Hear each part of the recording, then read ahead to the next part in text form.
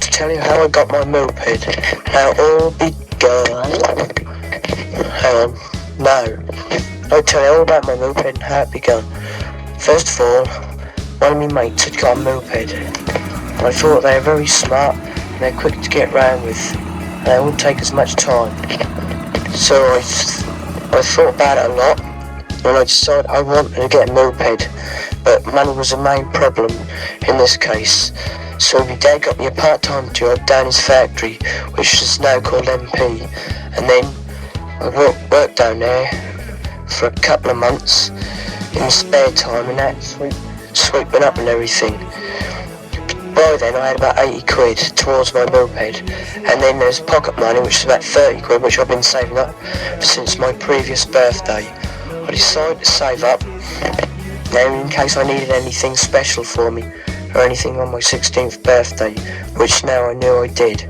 So I'd saved that up, which brings it up to 110 quid. Then I had some money in the bank, 100 quid, which I wanted to close the account. So I went down with my mum, and I closed the account and drew the 100 quid up, short me 210 quid. By then, I'd been looking around for a moped and seen one that's fairly smart but needed a bit of work on it. I had a good look at it, and it was down Peter Smith's as a P Reg, so I didn't want to get a new one because the new ones do 30 mile an hour, and they think they're dangerous because they can't overtake a slow moving car or vehicle. So I decided to get that one, a P Reg thing. So I got one of them. I went down there, I asked him about it, and I knocked him down to 210 quid, which was originally 245. Then he said he'd bring it down the Monday if I paid off the money. The Friday before the Monday, I went down with my mum and I gave him the money, paid in full. After that, he said, I will bring it down Monday. I go, right yo. Then, by surprise, he brought it down Sunday morning for me, which was a great big surprise for me because I didn't expect it. Sunday morning I got it and I put it down in the garage, and I give it a good thorough clean. Then, a couple of weeks later, I couldn't accelerate in first and second gear and it was losing pressure. I took it down to Peter Smith, but I knew already what was wrong with it. The exhaust was cooked up, and he said he'd look into it. He'd done it for nothing, as I'd only had it a couple of weeks, and the guarantee was still in, which lasts a month.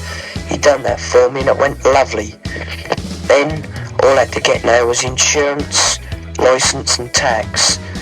The tax would cost 5 quid, which isn't a great deal really for a year, but I expect they'll be taking it out soon and putting the petrol up. The licence would cost 2 quid for a year for a pillion, without a pillion passenger. Then I decided to get my name down for a course, which cost 7 quid for 12 weeks, and you have a test at the end, an RAC test. All I had to worry about was my insurance now, which would cost 53 quid, but then when I first got it would cost 43 quid, as then Japanese bikes hadn't gone up 20%, but now I had to find 53 quid somewhere.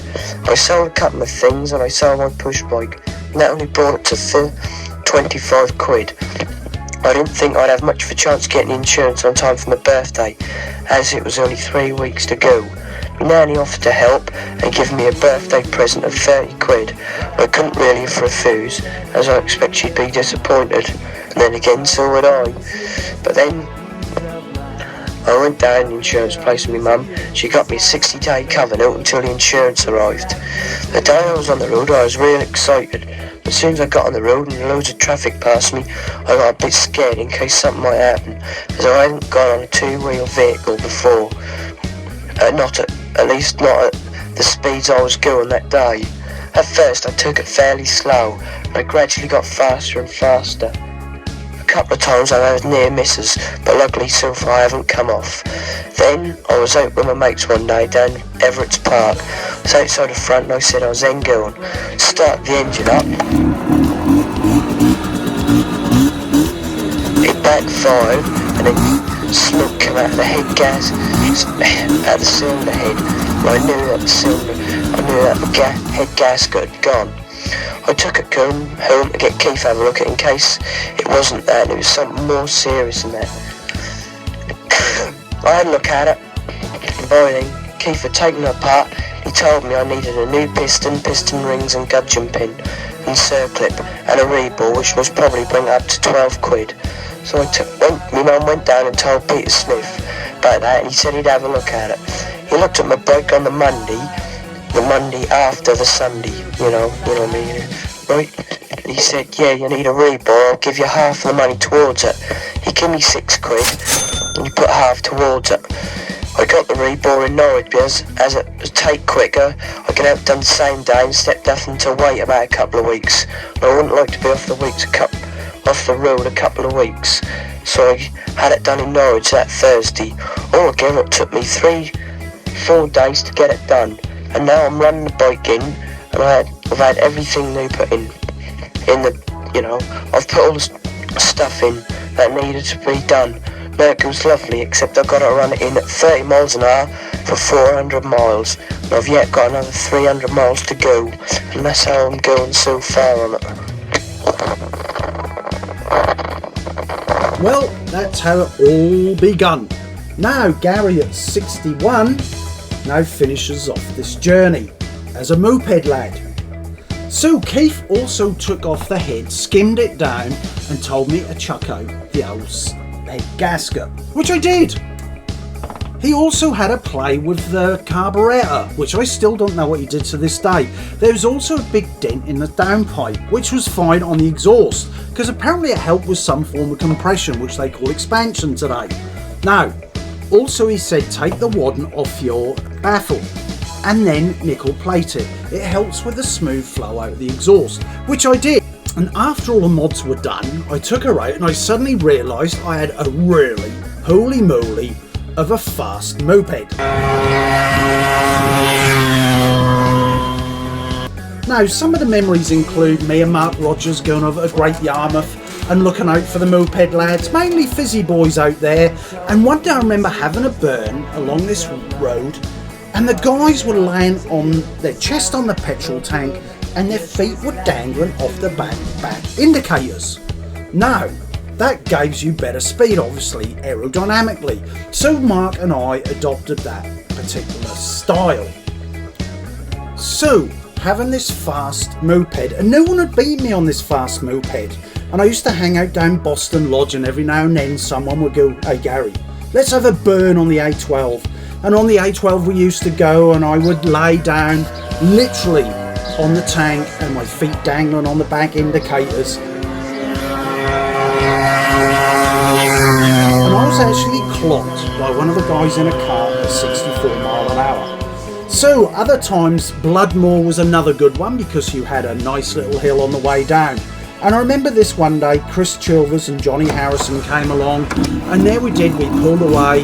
Chris Chilvers slipped the gear, he was off the back, he was gone, and then Johnny Harrison just slowly pulled away from me. My heart sunk because I'd never been beaten, but there he was, full faring on this low riding little greyhound, which I did find out later after he bought it from Tony Yates that it actually had a 75cc head and barrel on it.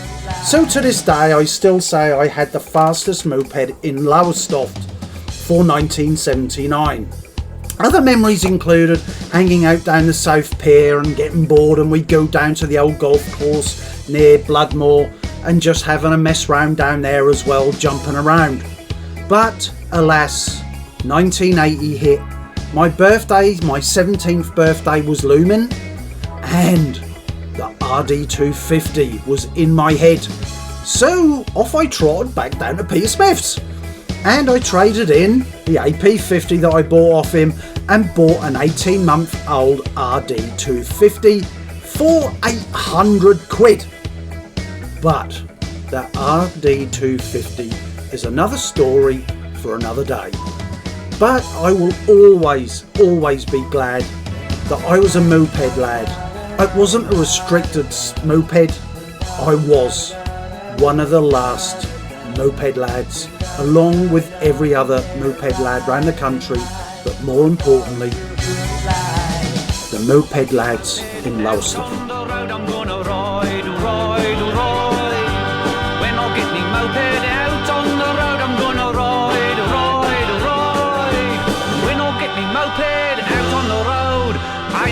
nobody gonna tell me where to go. No, when I get me moped out on the road, I'm gonna ride, ride, ride, ride, ride. Funky moped. Move, funky moped. Move, funky moped. Move, funky moped. Move, funky moped. Move, move, move, move, move, funky moped. Go. When I'm on me moped, rocking and a socking, oh ride, ride, ride. When I'm on me moped, rocking and a socking, oh ride, ride, ride. When I'm on me moped, rocking and a socking, everywhere I go the chicks are moving and a grooving, wiggling and a giggling, dancing and a prancing, beaming and a screaming. When you see me moped streaming with funk, you better ride, ride, ride. When you see me moped, ooh, what an honk, you better ride, ride, ride. When you see me moped streaming with funk, you know I'm out to burn up every motor scooter punk. Oh, when you see me moped, you better take your piece of junk and ride, ride, ride.